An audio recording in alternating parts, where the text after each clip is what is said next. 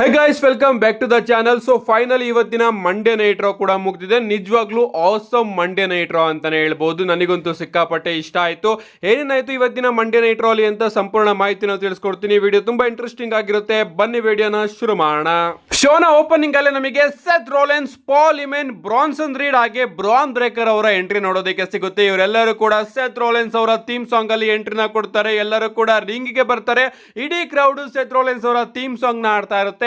ನಮ್ಮ ಪಾಲ್ ಹಿಮೆನ್ ಅವರು ಮೈಕ್ ನ ತಗೊಂಡು ಮಾತಾಡೋದಕ್ಕೆ ಶುರು ಮಾಡ್ತಾರೆ. Ladies and gentlemen, my name is Paul Heyman. So ಮೊದಲನೇದಾಗಿ ಇಲ್ಲಿ ಯಾವ ಪ್ಲೇಯರ್ಸ್ ಗಳು ಇದ್ದಾರೆ ಅಂತ ನಾನು ನಿಮಗೆ ಇಂಟ್ರೊಡ್ಯೂಸ್ ಮಾಡ್ತೀನಿ. ಮೊದಲನೇದಾಗಿ Bron Breakker, the real bad ass of the blood line.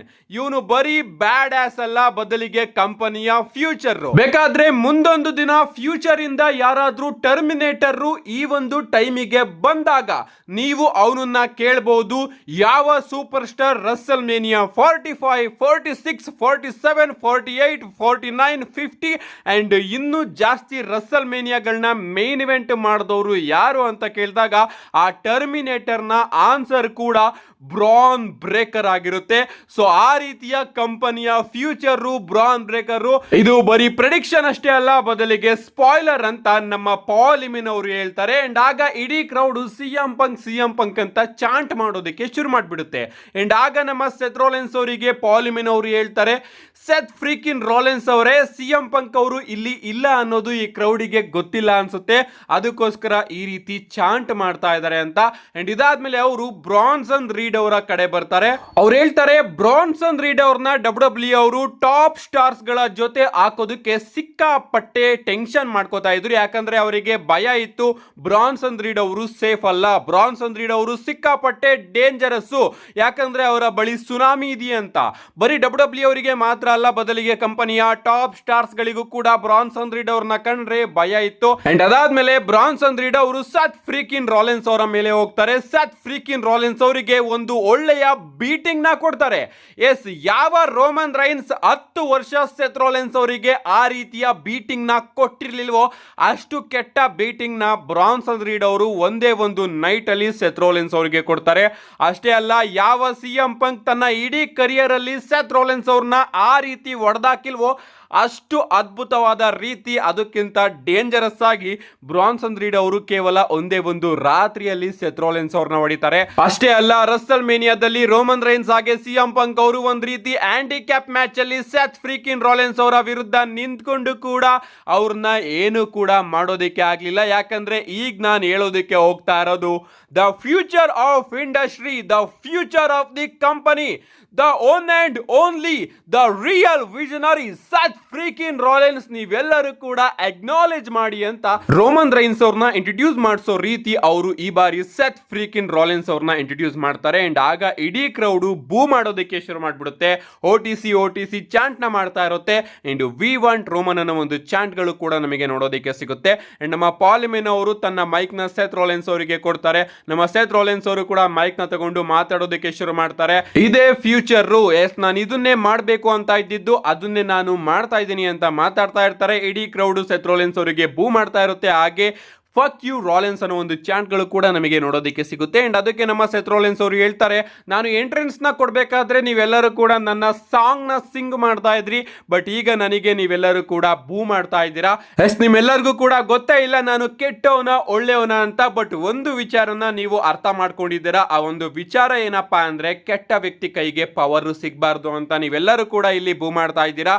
ಏನೇ ಆಗ್ಲಿ, ನಾನು ಆ ಒಂದು ಪವರ್ ನ ತಗೋತೀನಿ. ಎಸ್, ಆ ಒಬ್ಬ ಸಿಎಂ ಪಂಕ್ ಹಾಗೆ ಸ್ಯಾಮಿ ಝೈನ್ ಇರ್ಲಿಲ್ಲ ಅಂದಿದ್ರೆ ಇವತ್ತು ನನ್ನ ಕೈಯಲ್ಲಿ ವರ್ಲ್ಡ್ ಹೆವಿವೇಟ್ ಚಾಂಪಿಯನ್ಶಿಪ್ ಇರ್ತಾ ಇತ್ತು. ಬ್ರಾನ್ಸನ್ ರೀಡ್, ನೀನು ಸಾಟರ್ಡೆ ನೈಟ್ ಮೈನ್ ಇವೆಂಟ್ ಅಲ್ಲಿ ನನ್ನ ವಿರುದ್ಧ ಸಿಎಂ ಪಂಕ್ ಅವರೇನಾದ್ರೂ ಬಂದ್ರೆ ಅವರಿಗೆ ಯಾವ ಗತಿ ಆಗುತ್ತೆ ಅಂತ ನೀನು ತೋರಿಸಿದ್ಯಾ. ಅಂಡ್ ಇವತ್ತು ಸ್ಯಾಮಿ ಝೈನ್ ಅವರಿಗೆ ನಾನು ತೋರಿಸ್ತೀನಿ, ಬರೀ ಚಾಂಪಿಯನ್ಶಿಪ್ ಇಂದ ಮಾತ್ರ ಪವರ್ ಇಲ್ಲ, ಬದಲಿಗೆ ಮನಿ ಇನ್ ದ ಬ್ಯಾಂಕ್ ಇಂದನೂ ಕೂಡ ಪವರ್ ಇದೆ. ಅಂಡ್ ನಾನಿವತ್ತು money in the bank qualification match ನ ಗೆದ್ದು ಆ ಒಂದು money in the bank briefcase ನ ಗೆಲ್ತೀನಿ. ಅಂಡ್ ಅದರಿಂದ ಪವರ್ ನ ಮತ್ತೊಮ್ಮೆ ತಗೋತೀನಿ. ಆ ಒಂದು money in the bank briefcase ನ ನಾನು ಯಾವಾಗ ಬೇಕಾದ್ರೂ, ಎಲ್ಲಿ ಬೇಕಾದ್ರೂ, ಹೇಗ್ ಬೇಕಾದ್ರೂ ಕ್ಯಾಶ್ ಇನ್ ಮಾಡಿ ನನ್ನ ಪವರ್ ನ ನಾನು ಗೆದ್ಕೋಬಹುದು. ಅದೇ ನನಗೆ ಬೇಕಾಗಿರೋದು. ಯಾಕಂದ್ರೆ ನಾನು ವಿಷನರಿ, ರೆವಲ್ಯೂಷನರಿ ಸತ್ ಫ್ರೀಕಿನ್ ರೋಲೆನ್ಸ್ ಅಂತ ನಮ್ಮ ಸತ್ ರೋಲೆನ್ಸ್ ಅವರು ಒಂದು ಅದ್ಭುತವಾದ ಪ್ರೋಮೋನ ಕಟ್ ಮಾಡ್ತಾರೆ. ಅಂಡ್ ಇವತ್ತು ಫೈನಲಿ ನನಗೆ ಅನಿಸ್ತು ಈ ಒಂದು ಫ್ಯಾಕ್ಷನ್ನು ಮುಂದೊಂದು ದಿನ ದೊಡ್ಡದಾಗಿ ಏನೋ ಒಂದು ಸಾಧನೆ ಮಾಡುತ್ತೆ ಅಂತ. ಯಾಕಂದ್ರೆ ಇಷ್ಟು ದಿನ ಇವರ ಪ್ರೋಮೋಸ್ಗಳಲ್ಲಿ ಆ ಲೆವೆಲ್ನ ಕಿಕ್ಕು ಬರ್ತಿರ್ಲಿಲ್ಲ. ಬಟ್ ಇವತ್ತಿನ ಈ ಒಂದು ಪ್ರೋಮೋ ಮಾತ್ರ ಅದ್ಭುತವಾಗಿತ್ತು. ಇದಾದ್ಮೇಲೆ ನಮಗೆ ಮನಿ ಇನ್ ದ ಬ್ಯಾಂಕ್ ಕ್ವಾಲಿಫಿಕೇಶನ್ಗೆ ಒಂದು ಟ್ರಿಪಲ್ ಥ್ರೆಡ್ ಮ್ಯಾಚ್ ನೋಡೋದಕ್ಕೆ ಸಿಗುತ್ತೆ. ಚಾರ್ಟ್ ಗೇಬಲ್, ಪೆಂಟಾ ಹಾಗೆ ನಮ್ಮ ಡ್ರ್ಯಾಗನ್ ಲೀ ಅವರ ನಡುವೆ.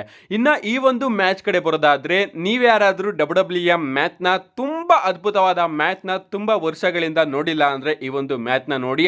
ಅದರಲ್ಲೂ ಹೈ ಫ್ಲೈಯರ್ಸ್ ಗಳ ಮ್ಯಾಚ್ ನ ನೀವು ಮಿಸ್ ಮಾಡ್ಕೊಂಡಿದ್ದೀರಾ ಅಂದ್ರೆ ಈ ಒಂದು ಮ್ಯಾಚ್ ನ ನೋಡಿ. ಯಾಕಂದ್ರೆ ಅಷ್ಟೊಂದು ಅದ್ಭುತವಾದ ಡೇಂಜರಸ್ ಮೂವ್ಸ್ ಗಳು ನಮಗೆ ಈ ಒಂದು ಮ್ಯಾಚ್ ಅಲ್ಲಿ ನೋಡೋದಕ್ಕೆ ಸಿಕ್ತು.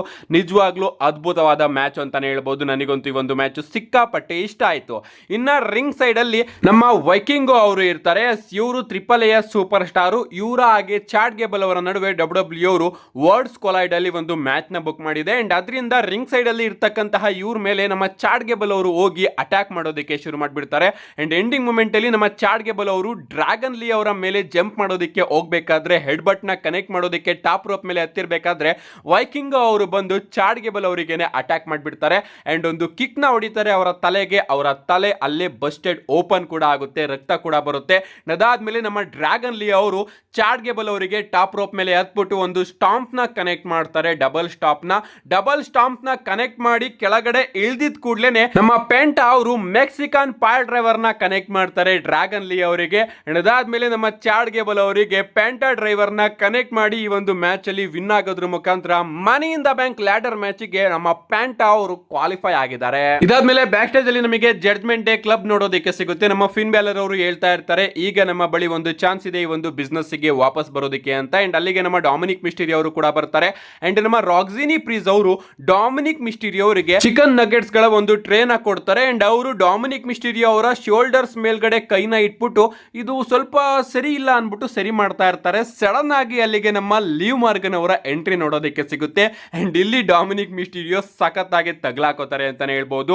ನಮ್ಮ ಲೀವ್ ಮಾರ್ಗನ್ ಅವರು ಬರ್ತಾರೆ. ಎಲ್ಲರೂ ಕೂಡ ಸಿಕ್ಕಾಪಟ್ಟೆ ಶಾಕ್ ಆಗ್ತಾರೆ. ಬ್ಯಾಕ್ ಗ್ರೌಂಡ್ ಅಲ್ಲಿ ನಮ್ಮ ಫಿನ್ ಬ್ಯಾಲರ್ ಅವರು ಅದನ್ನೆಲ್ಲದನ್ನು ಕೂಡ ನೋಡಿ ನಗಾಡ್ತಾ ಇರ್ತಾರೆ. ನಮ್ಮ ಲೀವ್ ಮಾರ್ಗನ್ ಅವರು ಹೇಳ್ತಾರೆ ಇಲ್ಲಿ ಏನಾಗ್ತಾ ಇದೆ ಅಂತ ನನಗೆ ಗೊತ್ತು, ಬಟ್ ಅದು ನನಗೆ ಇಷ್ಟ ಇಲ್ಲ. ನನಗೆ ಹೆಂಗೆ ಗೊತ್ತು ಅಂದ್ರೆ ನಮ್ಮ ರೊಕೈಲ್ ಅವರು ನನಗೆ ಎಲ್ಲಾ ವಿಚಾರಗಳನ್ನು ಕೂಡ ತಿಳಿಸಿದ್ದಾರೆ. ಬಟ್ ಅದ್ರ ಬಗ್ಗೆ ನಾನು ಮುಂದೊಂದು ದಿನ ಮಾತಾಡ್ತೀನಿ. ಸದ್ಯಕ್ಕೆ ನಾನು ಆಡಮ್ ಪಿಯರ್ಸ್ ಅವರ ಬಳಿ ಹೋಗ್ಬಿಟ್ಟು ನನ್ನನ್ನ ನಾನು women's money in the bank qualification match ಒಳಗಡೆ ಹಾಕಿಸ್ಕೋಬೇಕು ಅಂತ ಹೇಳಿ ಅವರು ರೊಕೈಲ್ ಅವ್ರನ್ನ ಕರ್ಕೊಂಡು ಹೊರಟೋಗ್ತಾರೆ. ಅಂಡ್ ಇಲ್ಲಿ ನಮ್ಮ ಡೊಮಿನಿಕ್ ಮಿಸ್ಟೀರಿಯೋ ಅವರು ಸಿಕ್ಕಾಪಟ್ಟೆ ಭಯ ಪಡ್ಕೊಬಿಡ್ತಾರೆ. ನಾನು ರಾಕ್ಸಿನಿ ಪ್ರೀಸ್ ಅವರ ಬಳಿ ಈ ರೀತಿ ಇರೋದನ್ನ ಲೀವ್ ಮಾರ್ಗನ್ ಅವರು ನೋಡಿದ್ರಲ್ಲ ಅಂತ. ಮತ್ತೊಮ್ಮೆ ಇಲ್ಲಿ ಲವ್ ಬ್ರೇಕಪ್ ಆಂಗಲ್ ನ ತೋರಿಸಬಹುದು. ಎಸ್, ಮೊದಲು ನಮ್ಮ ರಿಯಾ ರಿಪ್ಲಿ ಅವ್ರನ್ನ ಬಿಟ್ಟು ಡೊಮಿನಿಕ್ ಮಿಸ್ಟೀರಿಯೋ ಅವರು ಲೀವ್ ಮಾರ್ಗನ್ ಅವರ ಜೊತೆ ಹೋದ್ರು. ಬಟ್ ಈಗ ರಾಕ್ಸಿನಿ ಪ್ರೀಸ್ ಅವರ ಜೊತೆ ಹೋಗೋದಕ್ಕೆ ಲೀವ್ ಮಾರ್ಗನ್ ಅವ್ರನ್ನ ಕೂಡ ಬಿಡೋ ರೀತಿ ಕಾಣಿಸ್ತಾ ಇದೆ. ಇದಾದ್ಮೇಲೆ ನಮಗೆ ಅಕಿರಾ ಟುಜಾವಾ ಹಾಗೆ ರೂಸೆವ್ ಅವರ ನಡುವೆ ಒಂದು ಸಿಂಗಲ್ಸ್ ಮ್ಯಾಚ್ ನೋಡೋದಕ್ಕೆ ಸಿಗುತ್ತೆ. ಈ ಒಂದು ಮ್ಯಾಚ್ ಬಗ್ಗೆ ಏನ್ ಗುರು ಹೇಳೋಣ. ನಮ್ಮ ರೂಸೆವ್ ಅವರು ಒಂದು ಕ್ಲೋಸ್ ಲೈನ್ ನ ಕನೆಕ್ಟ್ ಮಾಡಿ ಸೂಪರ್ ಕಿಕ್ ನ ಕನೆಕ್ಟ್ ಮಾಡಿ ತನ್ನ ಲಾಕ್ ನ ಯೂಸ್ ಮಾಡಿ ಅಕಿರಾ ಟುಜಾವಾ ಅವ್ರನ್ನ ಇವತ್ತು ಈ ಒಂದು ಮ್ಯಾಚ್ ಅಲ್ಲಿ ಸೋಲಿಸಿದ್ದಾರೆ. ಸೋತಾದ್ರೂ ಕೂಡ ನಮ್ಮ ರೂಸೆವ್ ಅವರು ಲಾಕ್ ನ ಕನೆಕ್ಟ್ ಮಾಡ್ಕೊಂಡೇ ಇರ್ತಾರೆ. ಸಡನ್ ಆಗಿ ನಮಗೆ ಶಿಎಂಎಸ್ ಅವರ ಎಂಟ್ರಿ ನೋಡೋದಕ್ಕೆ ಸಿಗುತ್ತೆ. ಶಿಎಂಎಸ್ ಅವರು ಬಂದ್ ಕೂಡಲೇ ರೂಸೆವ್ ಅವರು ಅಕಿರಾ ಟುಜಾವಾ ಅವ್ರನ್ನ ಬಿಡ್ತಾರೆ. ಅಂಡ್ ಶಿಎಂಎಸ್ ಹಾಗೆ ರೂಸೆವ್ ಅವರ ನಡುವೆ ಒಂದು ಫೇಸ್ ಆಫ್ ನೋಡೋದಕ್ಕೆ ಸಿಗುತ್ತೆ. ಅದಾದ್ಮೇಲೆ ರೂಸೆವ್ ಅವರು ರಿಂಗ್ ನ ಲೀವ್ ಮಾಡ್ತಾರೆ. ಸೊ ಏನ್ ಅಪ್ಡೇಟ್ ಬಂದಿತ್ತು WWE ಅವರು ಶಿಎಂಎಸ್ ಹಾಗೆ ರೂಸೆವ್ ಅವರ ನಡುವೆ ಒಂದು ಫ್ಯೂಡ್ ನ ಪ್ಲಾನ್ ಮಾಡ್ತಾ ಇದ್ದಾರೆ ಅಂತ, ಅದರ ಪ್ರಾರಂಭ ಇವತ್ತು ರಾ ಅಲ್ಲಿ ನೋಡೋದಕ್ಕೆ ಸಿಕ್ಕಿತ್ತು.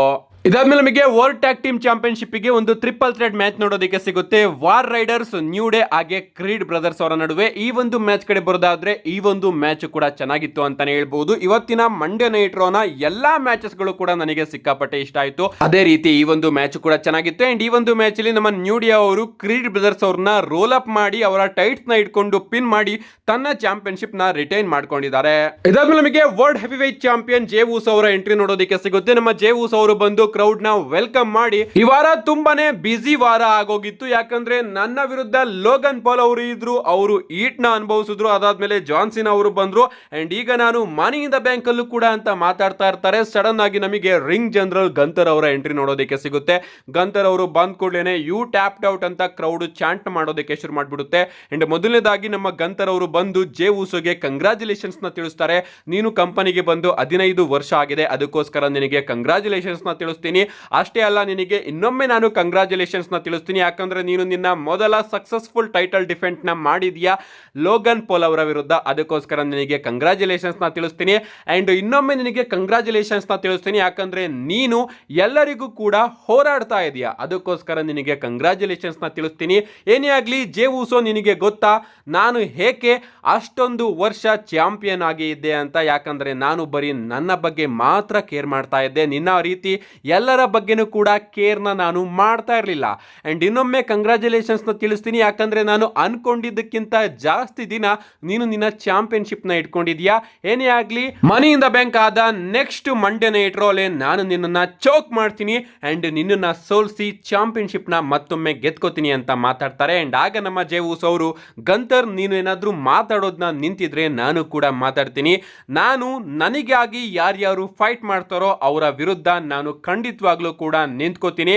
ಆ್ಯಂಡ್ ಆ ಒಂದು ಮಂಡೇ ನೈಟ್ ರೋ ಅಲ್ಲಿ ನಾನು ಖಂಡಿತವಾಗ್ಲೂ ಕೂಡ ಈ ಜನಗಳ ಸಪೋರ್ಟ್ ಇಂದ ಫೈಟ್ ಮಾಡ್ತೀನಿ. ಮತ್ತೊಮ್ಮೆ ನಿನ್ನನ್ನು ಟ್ಯಾಪ್ ಔಟ್ ಮಾಡಿಸಿ ನಾನು ನನ್ನ ಚಾಂಪಿಯನ್ಶಿಪ್ನ ಗೆದ್ಕೋತೀನಿ ಅಂತ ನಮ್ಮ ಜೇ ಉಸೋ ಅವರು ಕೂಡ ಒಂದು ಸ್ಟೇಟ್ಮೆಂಟ್ನ ಕೊಡ್ತಾರೆ. ಇವರಿಬ್ಬರ ಪ್ರೋಮೋನು ಕೂಡ ಚೆನ್ನಾಗಿತ್ತು. ಇದಾದ್ಮೇಲೆ ನಮಗೆ ಲಿವ್ ಮಾರ್ಗನ್ ಹಾಗೆ ಕೈರಿ ಸೇನ್ ಅವರ ನಡುವೆ ಒಂದು ಸಿಂಗಲ್ಸ್ ಮ್ಯಾಚ್ ನೋಡೋದಕ್ಕೆ ಸಿಗುತ್ತೆ. ರಿಂಗ್ ಸೈಡ್ ಅಲ್ಲಿ ನಮ್ಮ ರೊಕೈಲ್ ಅವರು ಕೂಡ ಇರ್ತಾರೆ ಇಂಟರ್ಫೈರ್ ಮಾಡೋದಕ್ಕೆ. ಮ್ಯಾಚ್ ಕಡೆ ಬರೋದಾದ್ರೆ ಮ್ಯಾಚ್ ಡಿಸೆಂಟ್ ಆಗಿತ್ತು ಅಂತಾನೆ ಹೇಳ್ಬಹುದು. ಅಂಡ್ ಈ ಒಂದು ಮ್ಯಾಚ್ ನ ಎಂಡಿಂಗ್ ಅಲ್ಲಿ ನಮ್ಮ ಕೈರಿ ಸೇನ್ ಅವರು ಟಾಪ್ ರೋಪ್ ಮೇಲಿಂದ ತನ್ನ ಫಿನಿಶರ್ ನ ಲಿವ್ ಮಾರ್ಗನ್ ಅವರಿಗೆ ಕನೆಕ್ಟ್ ಮಾಡೋದಕ್ಕೆ ಟಾಪ್ ರೋಪ್ ಮೇಲೆ ಎತ್ತಿರ್ತಾರೆ. ಅಂಡ್ ಆ ಕಡೆ ನಮ್ಮ ರೊಕೈಲ್ ಅವರು ರೆಫ್ರಿನ ಇಂಟರ್ಫೈರ್ ಮಾಡ್ಬಿಡ್ತಾರೆ. ಅಂಡ್ ಈ ಕಡೆ ನಮ್ಮ ರಾಕ್ಸಿನಿ ಪ್ರೀಸ್ ಅವರು ಬಂದು ಕೈರಿ ಸೇನ್ ಅವ್ರನ್ನು ಕೂಡ ಟಾಪ್ ರೋಪ್ ಮೇಲಿಂದ ತಳ್ಳಿಬಿಡ್ತಾರೆ. ಅಂಡ್ ರೆಫ್ರಿ ಅದನ್ನ ಯಾವ್ದನ್ನು ಕೂಡ ನೋಡೋದಿಲ್ಲ. ಬಟ್ ಇಲ್ಲಿ ನಮ್ಮ ರೊಕೈಲ್ ಅವರಿಗೆ ರಾಕ್ಸಿನಿ ಪ್ರೀಸ್ ಅವರು ಬಂದಿರೋದು ಇಷ್ಟ ಆಗೋದಿಲ್ಲ. ಇವರಿಬ್ಬರೇ ರಿಂಗ್ ಒಳಗಡೆ ವಾದ ವಿವಾದ ಮಾಡೋದಕ್ಕೆ ಶುರು ಮಾಡಿಬಿಡ್ತಾರೆ. ಅಂಡ್ ಅದರಲ್ಲಿ ನಮ್ಮ ಲಿವ್ ಮಾರ್ಗನ್ ಅವರು ಡಿಸ್ಟ್ರಾಕ್ಟ್ ಆಗ್ತಾರೆ. ಅಂಡ್ ಲಿವ್ ಮಾರ್ಗನ್ ಅವ್ರನ್ನ ಕೈರಿ ಸೇನ್ ಅವರು ರೋಲ್ ಅಪ್ ಮಾಡಿ ಪಿನ್ ಮಾಡೋದ್ರ ಮುಖಾಂತರ ಈ ಒಂದು ಮ್ಯಾಚ್ ಅಲ್ಲಿ ವಿಕ್ಟರಿನ ಗಳಿಸ್ಕೊಂಡಿದ್ದಾರೆ. ಇದಾದ್ಮೇಲೆ ನಮಗೆ ಬೆಕ್ಕಿ ಲಿಂಚ್ ಹಾಗೆ ಲೈರಾ ವಾಲ್ಕೈರ್ ಅವರ ನಡುವೆ ಒಂದು ಪ್ರೋಮೋ ಬ್ಯಾಟಲ್ ನೋಡೋದಕ್ಕೆ ಸಿಗುತ್ತೆ. ಈ ಒಂದು ಪ್ರೋಮೋ ಬ್ಯಾಟಲ್ ಅಲ್ಲಿ ಇವರಿಬ್ರು ಕೂಡ ಸಿಕ್ಕಾಪಟ್ಟೆ ಪರ್ಸನಲ್ ಆಗೋಗ್ತಾರೆ. ನಮ್ಮ ಬೆಕ್ಕಿ ಲಿಂಚ್ ಅವರು ತನ್ನ ಹಸ್ಬೆಂಡ್ ಬಗ್ಗೆ ಮಾತಾಡ್ತಾರೆ. ಅವ್ರು ಹೇಳ್ತಾರೆ, ನನ್ನ ನಿನ್ನ ನಡುವೆ ಮ್ಯಾಚ್ ಆದಾಗ ನಾನು ಆರಾಮಾಗಿ ಹೋಗಿ ನನ್ನ ಹಾಟ್ ಹಸ್ಬೆಂಡ್ ಜೊತೆ ಎಂಜಾಯ್ ಮಾಡಿದೆ. ಬಟ್ ನೀನು ನಿನ್ನ ವಿಯರ್ಡ್ ಬಾಯ್ ಫ್ರೆಂಡ್ ಜೊತೆ ಹೋಗಿ ಫಿಯಾನ್ಸೆ ಜೊತೆ ಹೋಗಿ ಹಾಸ್ಪಿಟಲ್ ಅಲ್ಲಿ ಮಲ್ಕೊಂಡಿ ಅಂತ ಹೇಳ್ತಾರೆ. ಅಂಡ್ ಹಾಗೆ ನಮ್ಮ ಲೈರಾ ವಾಲ್ಕೈರ್ ಅವರು, ನೀನು ಕಂಪನಿಯಲ್ಲಿ ಮಾಡಿರ್ತಕ್ಕಂತಹ ಒಂದು ದೊಡ್ಡ ರೆಕಾರ್ಡ್ ಏನಪ್ಪಾ ಅಂದ್ರೆ ನೀನು ಹೊಂದಿರತಕ್ಕಂತಹ ಹಾಟ್ ಹಸ್ಬೆಂಡ್ ಅಷ್ಟೇ ಅಂತ ಸಿಕ್ಕಾಪಟ್ಟೆ ಪರ್ಸನಲ್ ಆಗ್ತಾರೆ ಅಂತಾನೆ ಹೇಳ್ಬಹುದು. ಅಂಡ್ ಡಬ್ಲ್ಯೂ ಅವರು ಮನಿ ಇನ್ ದ ಬ್ಯಾಂಕಿಗೆ ಇವರ ನಡುವೆ ಇಂಟರ್ಕಾಂಟಿನೆಂಟಲ್ ಚಾಂಪಿಯನ್ಶಿಪ್ಗೆ ಒಂದು ಮ್ಯಾಚ್ ನು ಕೂಡ ಸೆಟ್ ಮಾಡಿದೆ. ನಿಜವಾಗ್ಲೂ ಪ್ರೋಮೋ ಮಾತ್ರ ಸಿಕ್ಕಾಪಟ್ಟೆ ಇಂಟ್ರೆಸ್ಟಿಂಗ್ ಆಗಿತ್ತು. ಇದಾದ್ಮೇಲೆ ನಮಗೆ ಶೋನ ಮೇನ್ ಇವೆಂಟ್ ನೋಡೋದಕ್ಕೆ ಸಿಗುತ್ತೆ. Men's money in the bank qualification ಗೆ triple threat match Seth Rollins, Sammy Zayn ಹಾಗೆ ಫಿನ್ ಬ್ಯಾಲರ್ ಅವರ ನಡುವೆ. ಇನ್ನ ಈ ಒಂದು ಮ್ಯಾಚ್ ಕಡೆ ಬರೋದಾದ್ರೆ ಇದು ಕೂಡ ಅದ್ಭುತವಾಗಿತ್ತು ಅಂತಾನೆ ಹೇಳ್ಬಹುದು. ಅಂಡ್ ಎಂಡಿಂಗ್ ಅಂತೂ ಇನ್ನು ನೆಕ್ಸ್ಟ್ ಲೆವೆಲ್ ಅಂತಾನೆ ಹೇಳ್ಬಹುದು. ಸಿಕ್ಕಾಪಟ್ಟೆ ಅದ್ಭುತವಾಗಿ ಡಬ್ಲ್ಯೂ ಅವರು ಪ್ಲಾನ್ ಮಾಡಿದ್ರು ಈ ಒಂದು ಮ್ಯಾಚ್ ನ ಎಂಡಿಂಗ್ ನ. ಈ ಒಂದು ಮ್ಯಾಚ್ ನ ಎಂಡಿಂಗ್ ಕಡೆ ಬರೋದಾದ್ರೆ ಎಂಡಿಂಗ್ ಅಲ್ಲಿ ನಮ್ಮ ಸ್ಯಾಮಿ ಝೈನ್ ಅವರಿಗೆ ಒಂದು ಅವಕಾಶ ಸಿಗುತ್ತೆ ನಮ್ಮ ಸೆತ್ ಫ್ರೀಕಿನ್ ರೋಲೆನ್ಸ್ ಅವರಿಗೆ ಹಲ್ವಾ ಕಿಕ್ ನ ಕನೆಕ್ಟ್ ಮಾಡೋದಕ್ಕೆ. ಅವರು ಕನೆಕ್ಟ್ ಮಾಡೋದಕ್ಕೆ ಬರಬೇಕಾದ್ರೆ ಮಧ್ಯದಲ್ಲಿ ನಮ್ಮ ಫಿನ್ ಬ್ಯಾಲರ್ ಅವರು ಬಂದು ಸ್ವಿಂಗ್ ಬ್ಲೇನ ಕನೆಕ್ಟ್ ಮಾಡಿಬಿಡ್ತಾರೆ. ಅಂಡ್ ಅದಾದ್ಮೇಲೆ ಸ್ಯಾಮಿ ಝೈನ್ ಹಾಗೆ ಸೆತ್ ರೋಲೆನ್ಸ್ ಇಬ್ಬರಿಗೂ ಕೂಡ ಡ್ರಾಪ್ ಕಿಕ್ ನ ಕನೆಕ್ಟ್ ಮಾಡಿ ಟಾಪ್ ರೋಪ್ ಮೇಲೆ ಎತ್ತು ಕೂಡಿ ಗ್ರಾಸ್ ನ ಕನೆಕ್ಟ್ ಮಾಡೋದಕ್ಕೆ ಹೋಗ್ತಾರೆ. ಬಟ್ ಇವರಿಬ್ರು ಕೂಡ ಸೈಡ್ಗೆ ಹೊರಟೋಗ್ಬಿಡ್ತಾರೆ. ಸಡನ್ ಆಗಿ ನಮ್ಮ ಸೆತ್ ರೋಲೆನ್ಸ್ ಅವರು ಫಿನ್ ಬ್ಯಾಲರ್ ಅವರಿಗೆ ಒಂದು ಕರ್ವ್ ಸ್ಟಂಪ್ ನ ಕನೆಕ್ಟ್ ಮಾಡಿ ರೋಪ್ ಹತ್ರ ಹೋಗ್ತಾರೆ. ಸಡನ್ ಆಗಿ ನಮ್ಮ ಸ್ಯಾಮಿ ಝೈನ್ ಅವರು ಸೆತ್ ಫ್ರೀಕಿನ್ ರೋಲೆನ್ಸ್ ಅವರಿಗೆ ಹಲ್ವಾ ಕಿಕ್ ನ ಕನೆಕ್ಟ್ ಮಾಡ್ಬಿಡ್ತಾರೆ.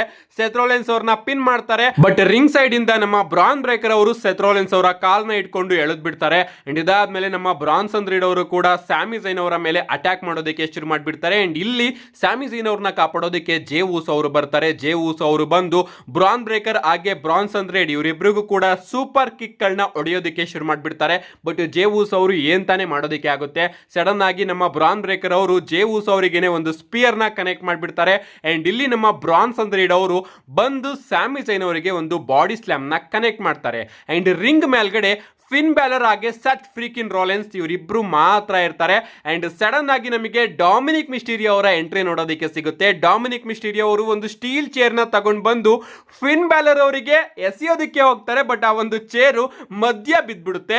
ಅಂಡ್ ಆ ಒಂದು ಚೇರ್ ನ ತಗೊಳ್ಳೋದಕ್ಕೋಸ್ಕರ ನಮ್ಮ ಫಿನ್ ಬ್ಯಾಲರ್ ಅವರು ನೆಲದ ಮೇಲ್ಗಡೆ ತೆವಳ್ಕೊಂಡು ಬರ್ಬೇಕಾದ್ರೆ ಸಡನ್ ಆಗಿ ಆ ಚೇರ್ ಹತ್ರ ಬಂದ್ ಕೂಡ್ಲೇನೆ ಸೆತ್ ರೋಲೆನ್ಸ್ ಅವರು ಆ ಒಂದು ಚೇರ್ ಮೇಲ್ಗಡೆನೆ ಫಿನ್ ಬೆಲರ್ ಅವರಿಗೆ ಒಂದು ಕರ್ವ್ ಸ್ಟಂಪ್ ನ ಕನೆಕ್ಟ್ ಮಾಡಿ ಫಿನ್ ಬೆಲರ್ ಅವ್ರನ್ನ ಪಿನ್ ಮಾಡಿ ಇವತ್ತಿನ ಈ ಒಂದು ಮ್ಯಾಚ್ ಅಲ್ಲಿ ವಿನ್ ಆಗೋದ್ರ ಮುಖಾಂತರ ಮನಿ ಇನ್ ದ ಬ್ಯಾಂಕಿಗೆ ಕ್ವಾಲಿಫೈ ಆಗಿದ್ದಾರೆ.